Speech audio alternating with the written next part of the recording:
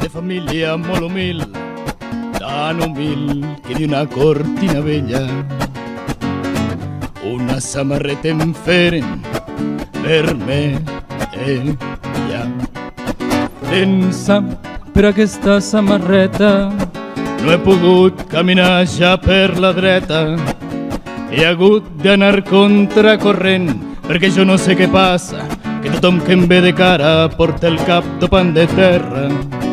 Pensant per aquesta samarreta no he pogut sortir al carrer ni treballar al meu ofici, fer de ferrer.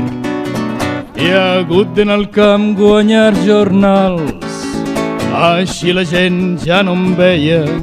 Jo treballava amb la corbella i dintre de tots els mals sé treballar amb dues coses, amb el martell i la corbella. Gairebé no comprenc perquè la gent, quan em veia pel carrer, em cridaven progressista.